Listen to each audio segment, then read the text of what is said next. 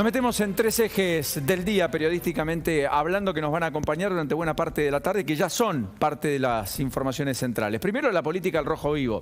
¿Por qué la política al rojo vivo? Primero porque la relación está truncarrota.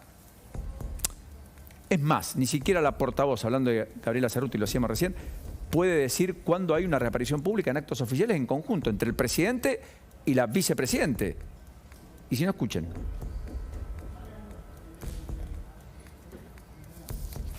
Mi pregunta es cómo tomó el presidente Alberto Fernández el regalo de la vicepresidenta Cristina Fernández de Kirchner, si ya lo pudo leer, si tiene una opinión al respecto.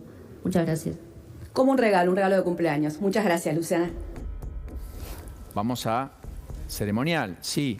El corte que tiene que ver con Cristina, Alberto, ¿aparecerán juntos? ¿Hay actos juntos previstos? ¿Qué decía Cerruti? La pregunta tiene que ver no con lo personal, con lo institucional. Si el gobierno tiene previsto en el corto plazo alguna actividad institucional en la que participe el presidente de la Nación, pero también la vicepresidenta. Gracias. Voy a consultar con ceremonial, no lo tengo en este momento el dato. Gracias. ¿Pueden ponerlo de vuelta? ¿Le podemos quitar la pregunta? La pregunta era sencillo. ¿Cuándo vuelven a aparecer juntos Cristina y Alberto? ¿A quién se lo preguntan? ¿A la portavoz? La que debería dar la precisión respecto a, mire, va a haber un acto, mire, tal cosa. ¿Cuánto hace que no aparecen juntos? Un montón. ¿Y qué decía Cerruti hoy? Esto. Gracias. Voy a consultar con ceremonial, no lo tengo en este momento el dato. Gracias. Bueno, gracias al equipo de producción que le pido cosas al aire. Efectivamente, en ese contexto es que está discurriendo la política puertas adentro en el gobierno. Hoy va a haber una reaparición de Máximo Kirchner otra vez en Merlo, con Gustavo Menéndez, que reasume la conducción del Partido Justicialista después de las elecciones de hace 2 semanas. Entonces, hoy vamos a la asunción del PJ en Merlo, jueves 7 de abril, el Remanso, Balbastro y Blanco Encalada, parte de la escenografía de los afiches que se ven en Merlo, a esta hora, va a ser en un rato. Algunos decían, Menéndez dejó traslucir que podía estar Cristina Fernández de Kirchner. La información oficial, hasta donde sé, es que Cristina Fernández de Kirchner no va y que se queda en el Senado a propósito de la jornada que se está vivenciando con las modificaciones al Consejo de la Magistratura. Pero ¿qué aparecerá allá? Va a aparecer allá en Merlo una escena y una puesta en escena de los que efectivamente están preocupados también, desde otro lugar, a diferencia de la oposición, respecto a la suerte y el andar del gobierno. Ese gobierno del cual se sienten parte, pero no tanto, al cual ungieron, al cual constituyeron, al cual construyeron, al cual tributaron, pero que finalmente hoy no se sienten tributarios de las decisiones más importantes, particularmente el acuerdo con el fondo y todo lo que conlleva el acuerdo con el fondo. Que por otra parte ya está haciendo advertencias respecto a la revisión que viene en mayo, le hizo advertencias a Paraguay, me da la impresión que vienen las advertencias para la Argentina, que todo el mundo ya supone que va a empezar a renegociar las condiciones en las que acordó con el fondo hace un mes atrás, en una discusión que dejó un tendal en el oficialismo y particularmente una fractura expuesta entre la vicepresidenta que no acompañó el acuerdo que firmó el presidente Alberto Fernández. Más allá de eso, lo cierto es que políticamente la Argentina está en una situación tan complicada y la política está tan al rojo vivo que fue el propio Oscar Parrilli otra vez, una vez más, el que dijo: durante los gobiernos de Néstor y Cristina Fernández de Kirchner nacían más niños porque la gente tenía esperanza. Entonces, como había esperanza, había más niños, había más natalidad. Carlito Regazzoni en un rato va a mostrar la curva de natalidad en la Argentina. Tienen que ver con una multiplicidad de factores. La interpretación del kirchnerismo es que con Néstor y Cristina la gente era feliz, entonces la gente apostaba al futuro y tenía hijos. Con Alberto no. ¿Se entiende? Queda claro. Al mismo tiempo, Parrilli también dijo que hay que poner retenciones móviles, que no tiene que temblarle el pulso al presidente para tomar decisiones.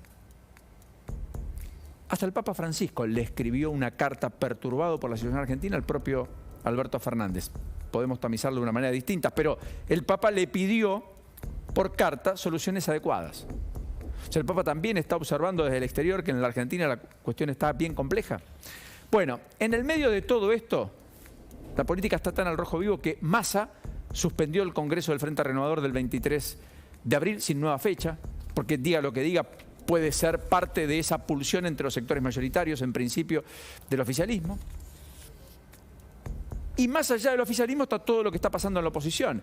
Anticipamos acá lo que ocurrió anoche. Contamos en exclusiva que comieron en la casa de Urtubey desde el presidente del radicalismo, Gerardo Morales, pasando por expresiones como el propio Schiaretti, Florencio Randazzo, Graciela Camaño, Ángel Rosas, Rogelio Frigerio, Emilio Monzó. O sea, un escenario variopinto de personas que dialogan, que están muy perturbadas por el hoy y que están pensando en la musculatura necesaria y suficiente para hacer las transformaciones por venir en la Argentina, en el poder político por venir de la Argentina. Entonces, bueno, en el marco de todo esto y de una política al rojo vivo, las cosas que suceden no son menores. Y ese es el segundo de los ejes, porque en ese contexto se circunscribe la discusión por la cuestión energética. Todavía está el almuerzo entre el presidente Alberto Fernández y Luis Arce, el presidente de Bolivia, que está aquí. Han multiplicado las importaciones previstas de gas para el próximo invierno, desde 8 millones de metros cúbicos diarios hasta 16 millones, en el acuerdo que originalmente estaba preestablecido para que fue hecho en 2006. Dicen que eso acerca a la Argentina a la sustentabilidad energética, pero hay muchos interrogantes en el marco de carteles como los que veíamos, no hay gasoil, etcétera. YPF ha rediseñado la estrategia, aparentemente hay un abastecimiento mayor, hay compromiso de abastecimiento. Eso ha desactivado algunas protestas que todavía estaban muy fuertes ayer, pero la del lunes se mantendría todavía vigente, de los que transportan granos, un sector de los transportistas en la Argentina.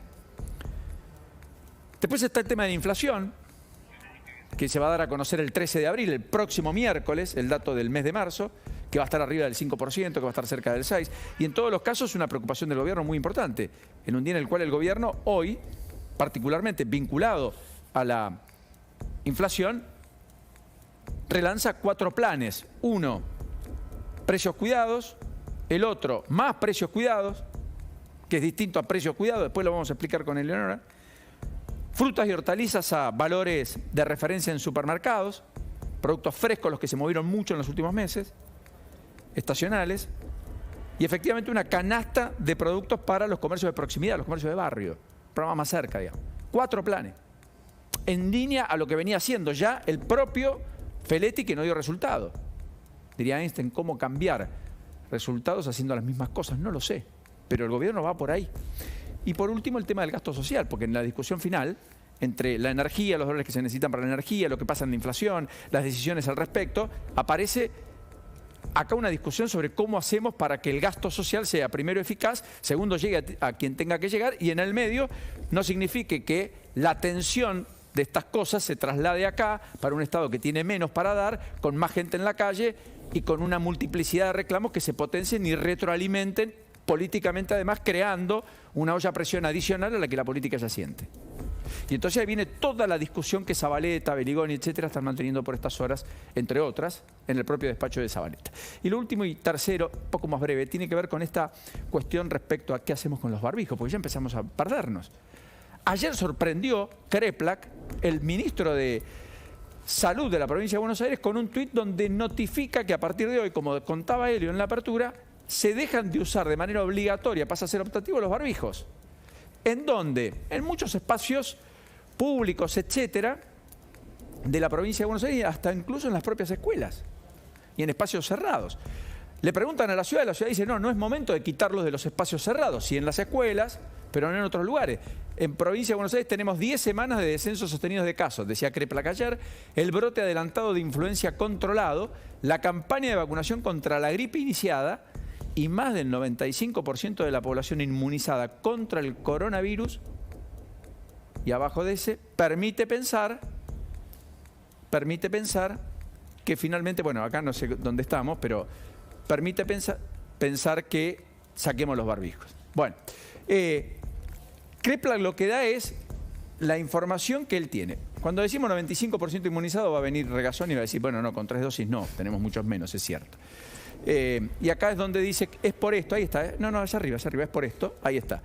Que continuamos recomendando la utilización del tapabocas, pero desde el jueves 7 será optativo su uso en espacios laborales, recreativos y educativos. En el transporte público sí seguirá siendo obligatorio.